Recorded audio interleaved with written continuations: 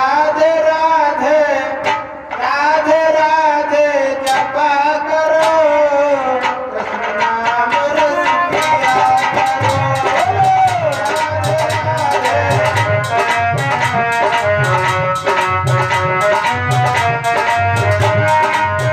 राधे राधे जपा करो कृष्ण नाम रस पिया करो।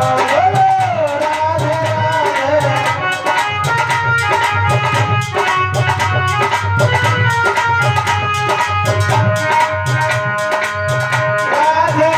मेरी जननी है रात मेरी सजनी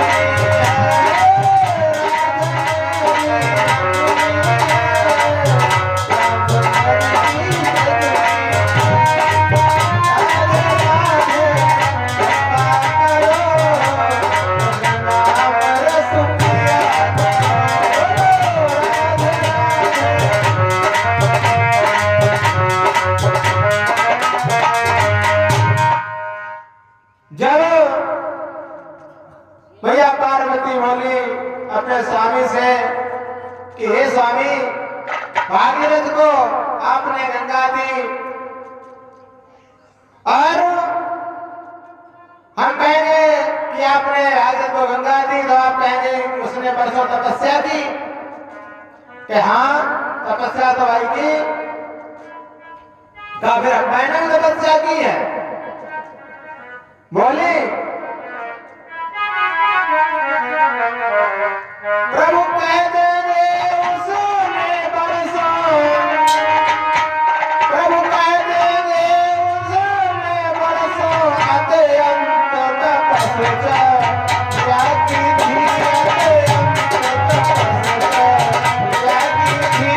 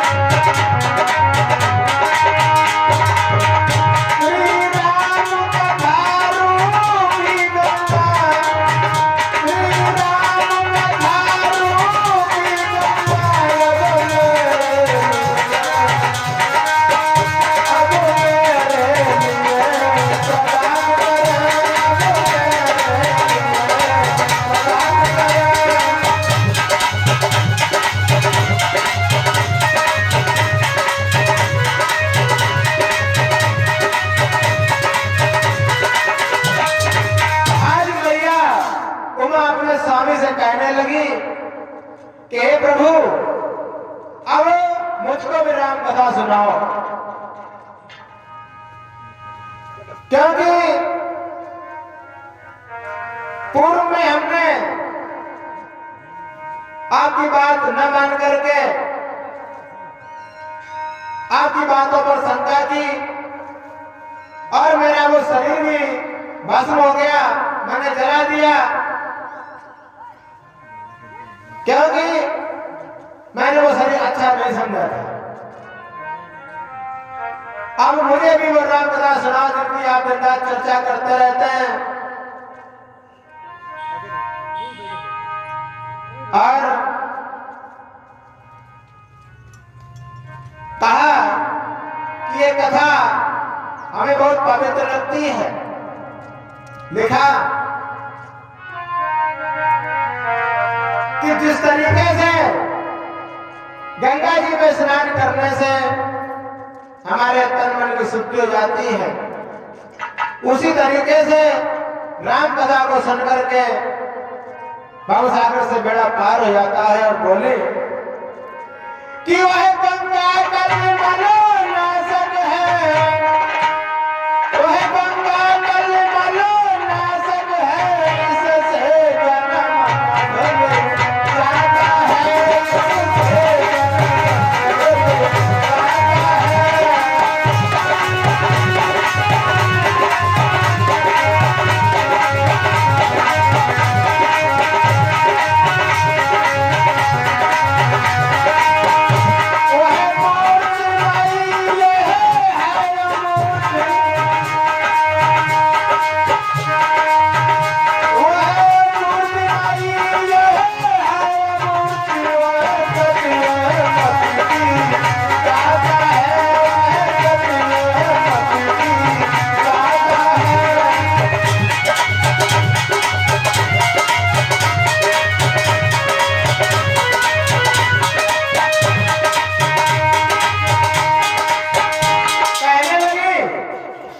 कि हे प्रभु, जिस तरीके से गंगा में स्नान करने से हमारे तन की शुद्धि हो जाती है और इस कथा में स्नान करने से हमारे मन की शुद्धि हो जाती है,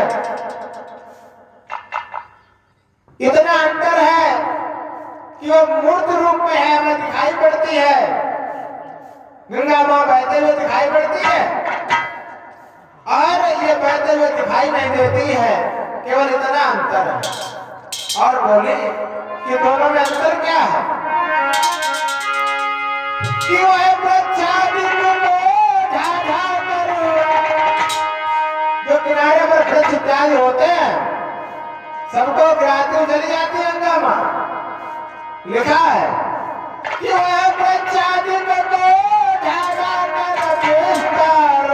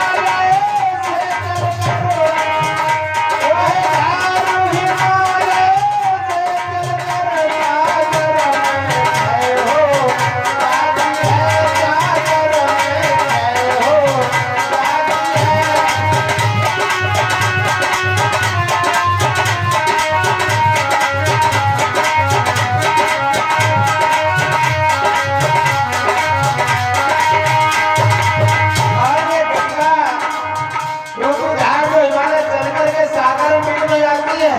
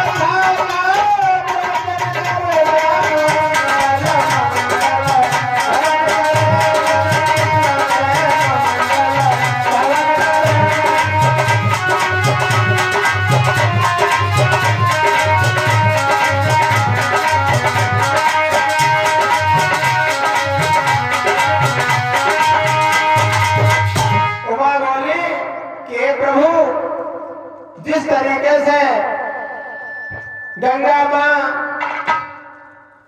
अपने आसपास अपना विस्तार बढ़ाती हैं, इसी प्रकार से ये राम कथा भी अपना विस्तार बढ़ाती है।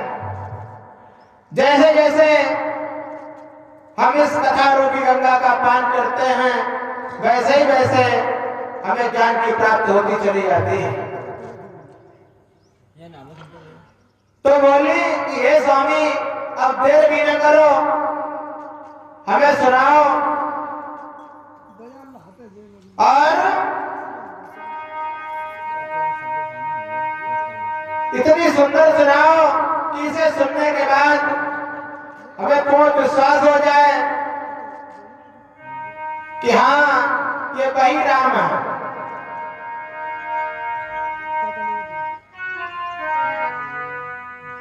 तो अपनी अर्धांगिनी उमा की बात को सुनकर के भगवान ने उत्तर दिया कि यदि अब तुम्हारा मन ही सुनने को है तो तुम्हें जरूर सुना, क्योंकि सबसे अधिक शंकर जी कथा सुनते हैं भगवान राम की और सबसे अधिक कहते भी हैं। तो बोले कि कितना ही बूढ़ो तक होकर और उस समय न संत सिखाते हैं।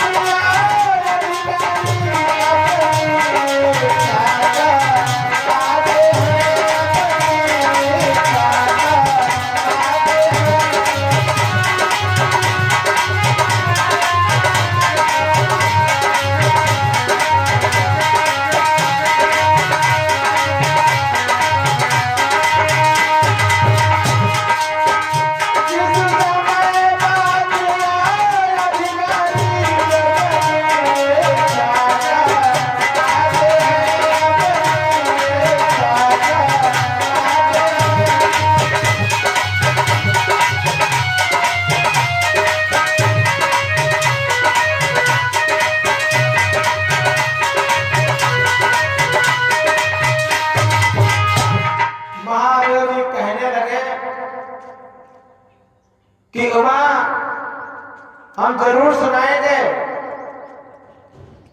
क्योंकि संतों का ये काम है कथा को सुनना और कथा को कहना। और संत कभी ऐसा नहीं करते हैं कि जो कथा सुनने का इच्छुक हो उसे कथा न सुनाए। हमेशा सुनाते चले आए हैं, सुनाते रहेंगे। तो बताया कि ये कोई गाथा नहीं है, ये आराध्य देव की गाथा है। बोले कि ये गुरु हैं, उनसे गोपनीय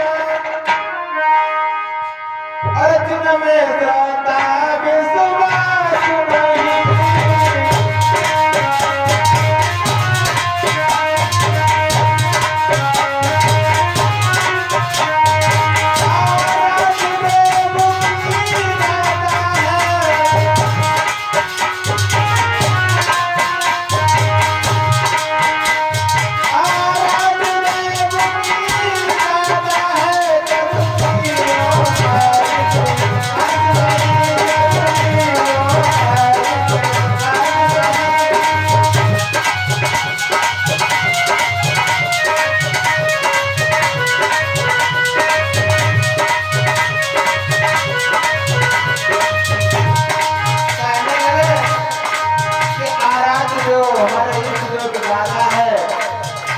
कोई इस दुनिया के चीजों का इतिहास नहीं है,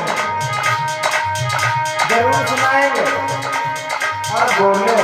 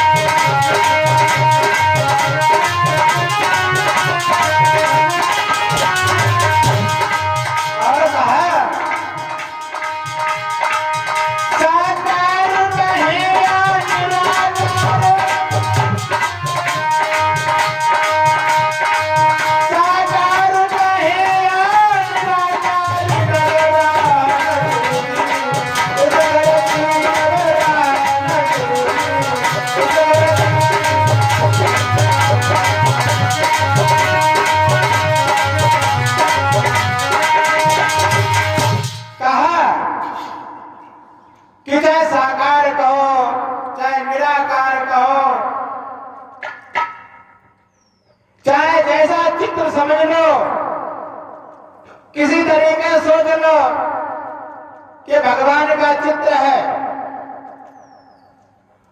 तो वो स्वयं भगवान का ही चित्र बन जाता है। अनेक बातें बताई और कहा कि बिनु पाद चालाई सुनाई बिनु कर बिनु करम करई विधिना।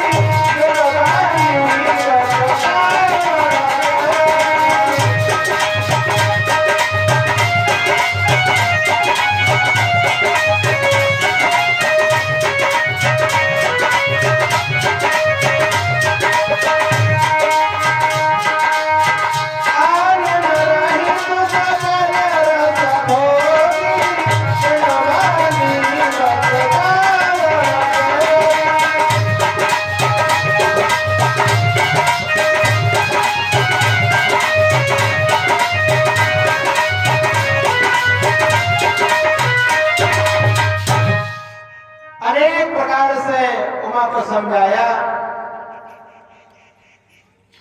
कि बिना पैरों के चलता है और बिना कानों के सुन लेता है, हाथ भी नहीं है लेकिन अपने काम सब कर देता है। ऐसे हमारे इष्ट देव सच्चिदानंद भगवान है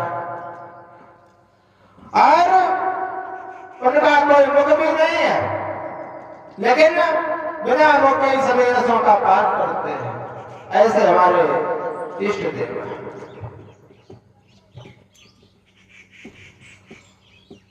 बिना वाणी के अपनी कोई बात कह देते हैं। इत्यादि प्रकार से समझाया और बोले प्रभु कि पर्दे में है तो ऐसा है और अब तक भी पर्दा उठा नहीं और बेपर्दा है तो इतना है पर्दे में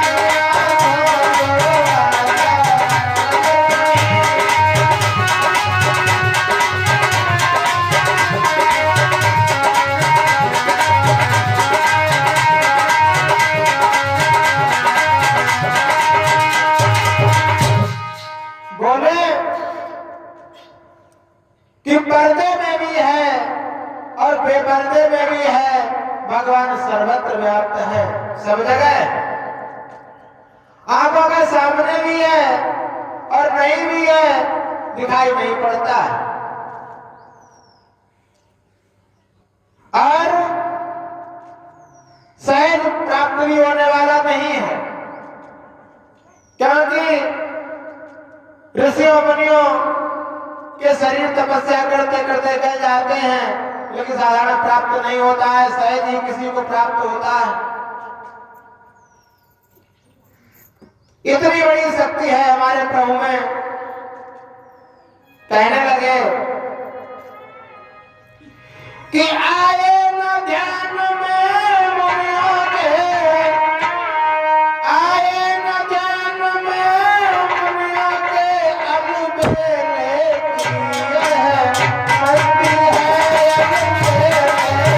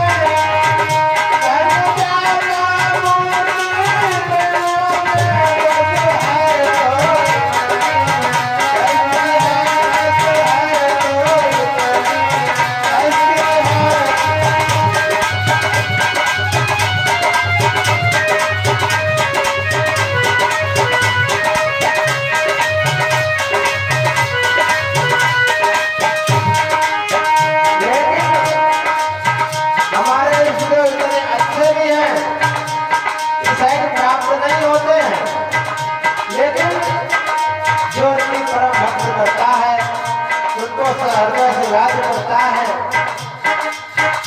तब भी मदद अवश्य करते हैं। और बोले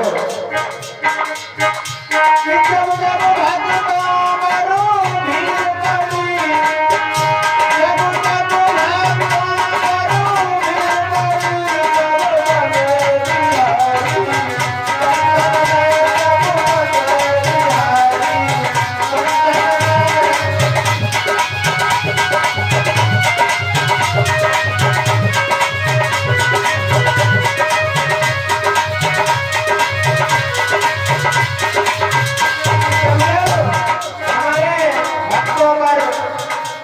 आती है, तो प्रभु उस आपत्ति को दूर करने के लिए अवश्य आते हैं। कैसे आते हैं?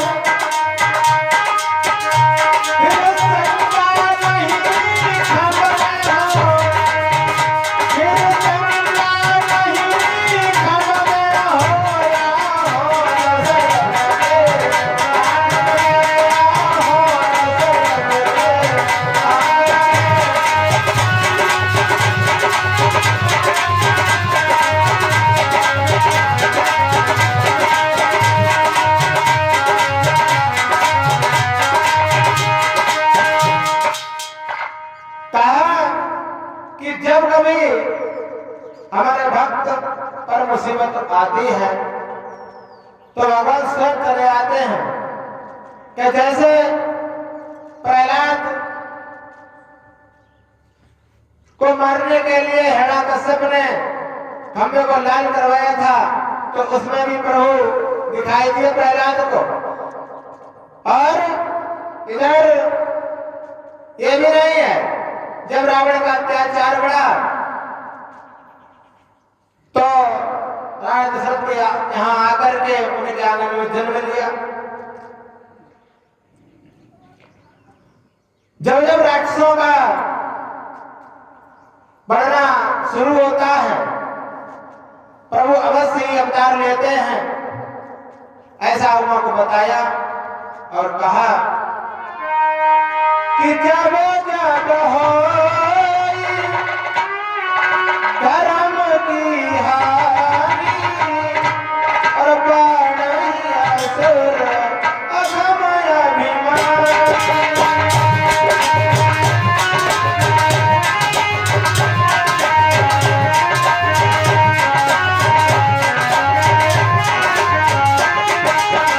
जब जब हो धर्म की हानि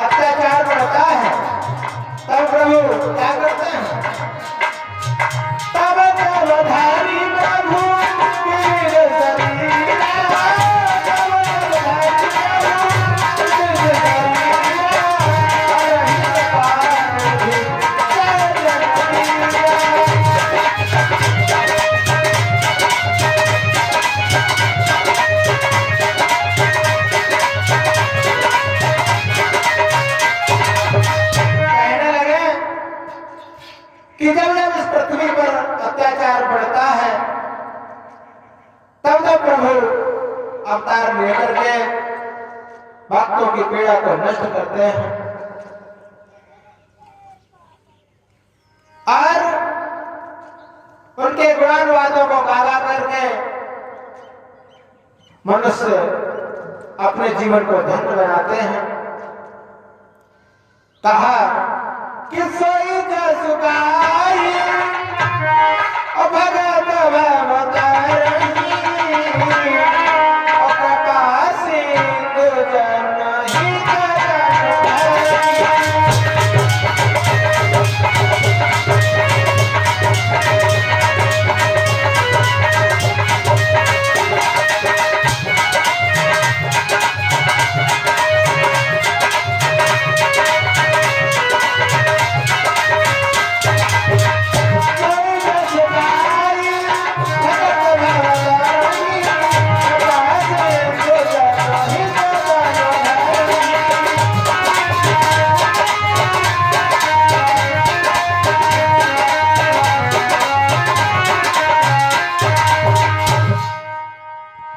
भगवान शंकर ने बताया कि उमा जब जब भक्तों पर विपत्ति आती है भगवान सहायता के लिए अवतार लेते हैं। तो उमा बोली तो एक दो अवतार की कथा को सुनाओ, किस तरीके से हुआ।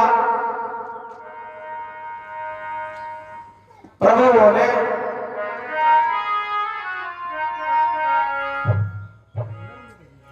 कि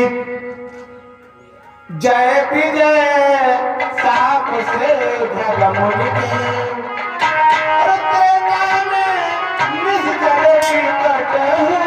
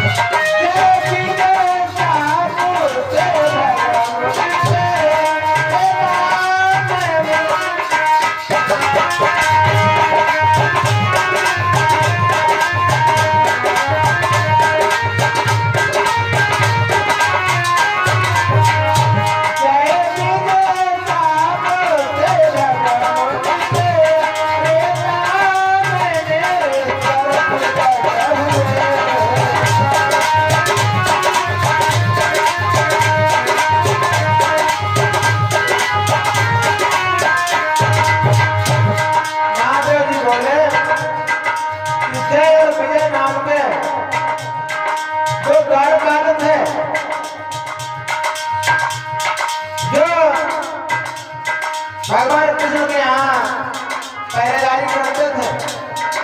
भगवान ने उनको श्राप दे दिया था। तो ये त्रेता में आकर के बहुत बड़े राक्षस हुए। उनके नाम क्या थे?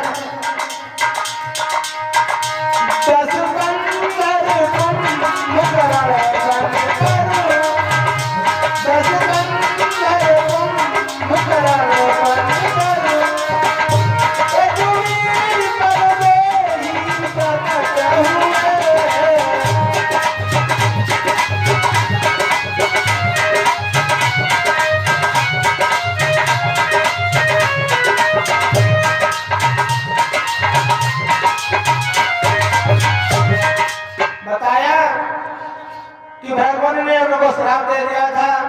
जय और विजय नाम के जो द्वारपाल थे, उनके श्राप के कारण ये त्रेता युग में राक्षस बन करके आए और ये बहुत बलशाली राक्षस थे जिनके नाम दशकंदन और कुंभकर्ण थे। ये इतने शक्तिशाली थे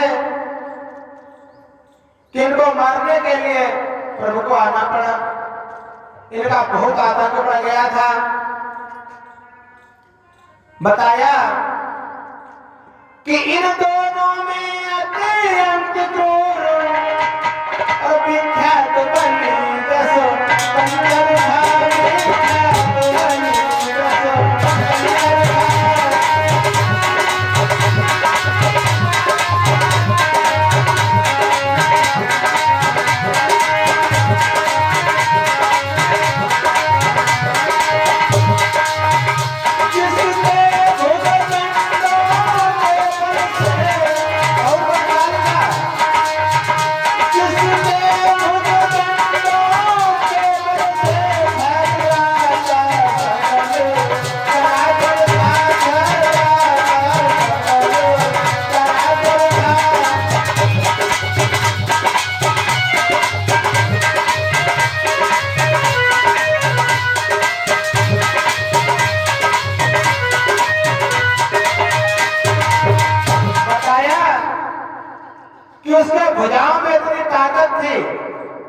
कि उसके बल के कारण ये सारा संसार थर्राता था।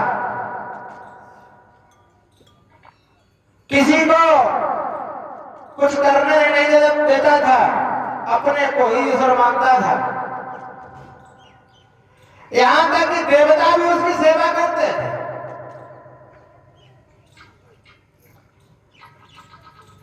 कि यम अग्नि पवन जल सूर्य चंद्र, यम अग्नि पवन जल सूर्य चंद्र सब उसकी सेवा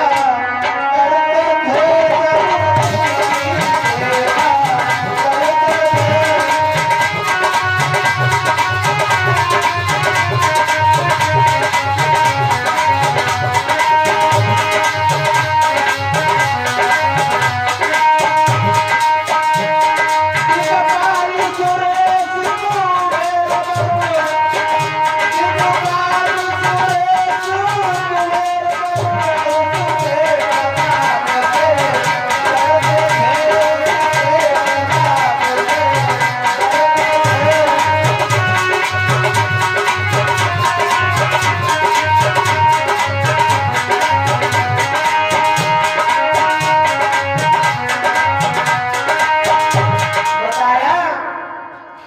देवता तो उसकी सेवा में लगे थे। यम अग्नि पवन जल सूर्य चंद्र इत्यादि इत्यादि देवता उसकी सेवा करते थे। अरे और तो बात छोड़ो, दिग्पाल सुरेश कुबेर इत्यादि वरुण इसके प्रताप से इतना डरते थे कि कुछ कह नहीं सकते थे, कुछ बोल नहीं सकते थे। इतना बड़ा निशाचर था। और यदि दूर भी नहीं रहता था, इस दुनिया की छाती पर चढ़कर के लंका में रहता था। बताया कि जग की छाती पर सोने की, जग की छाती पर सोने की लंका में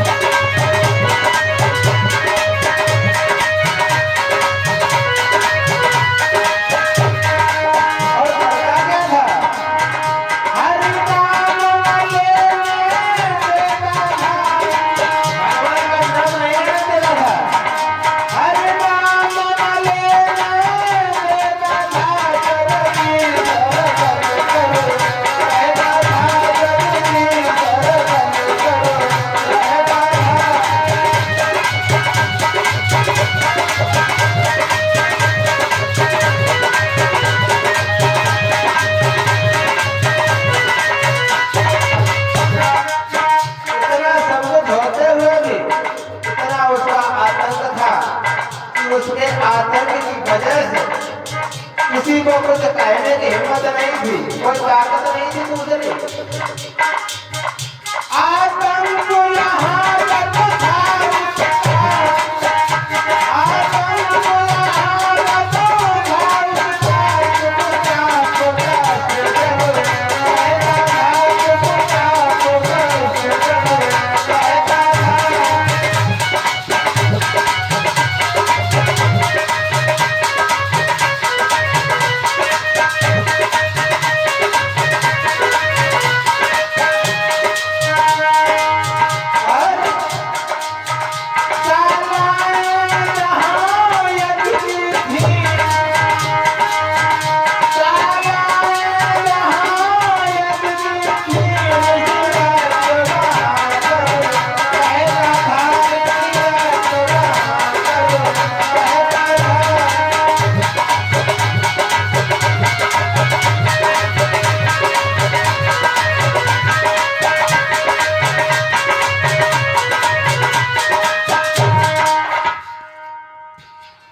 बताया इतना आतंक था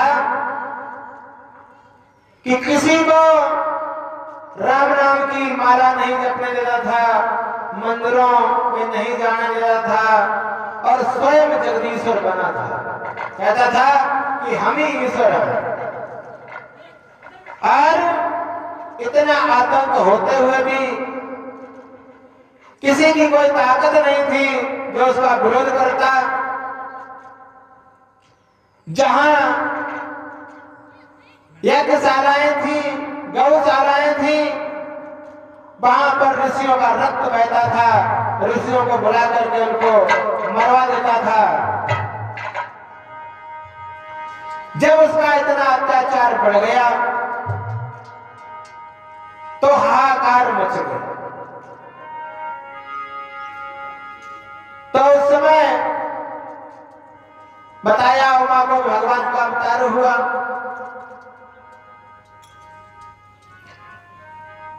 तो वो समय कैसा था कि जिस समय पाकशालाओं में, जिस समय पाकशालाओं में नर मांस पकाए जाते थे,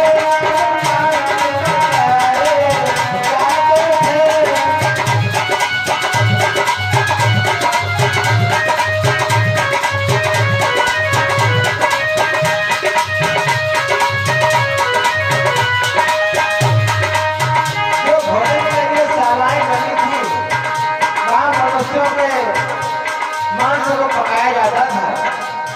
और जिस समय पूछ की कोई इज्जत नहीं थी, जिस समय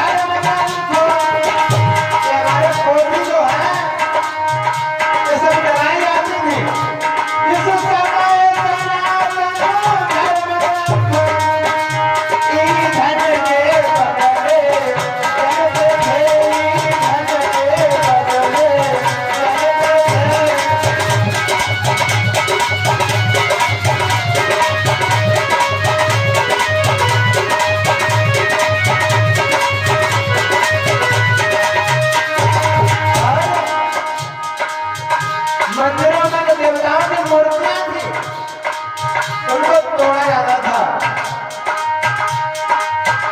जिस समय लोग नदीवां पर, जिस समय लोग नदीवां पर,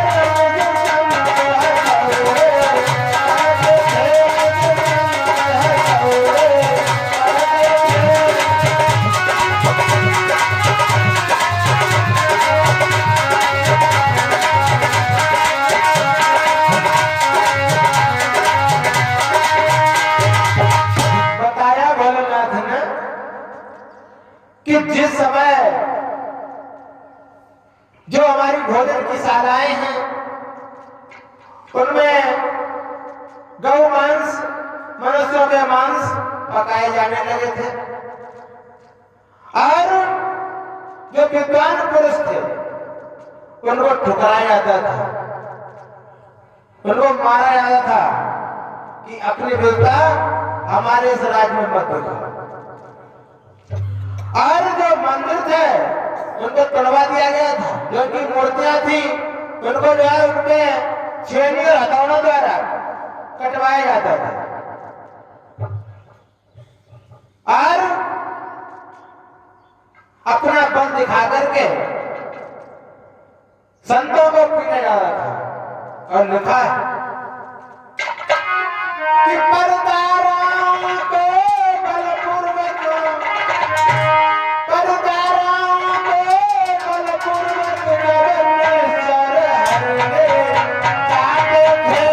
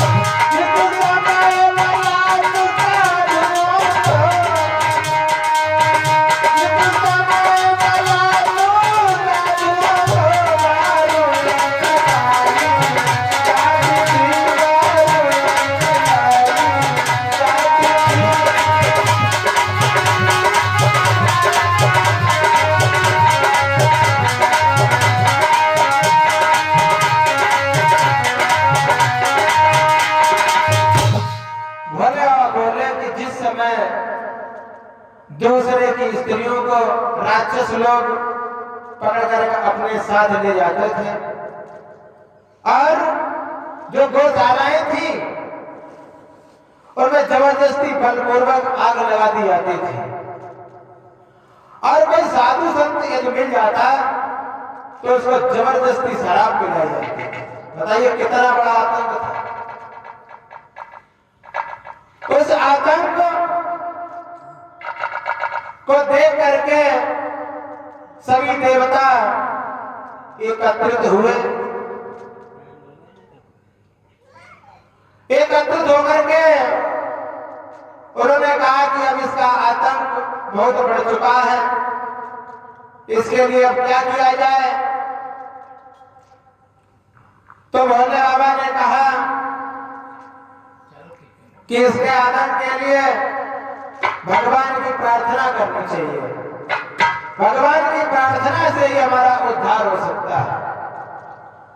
बिना ईश्वर के हमें कोई बचा नहीं सकता। प्रार्थना करने लगे कि मन हो जा दीवाना रे राम जी के चरणों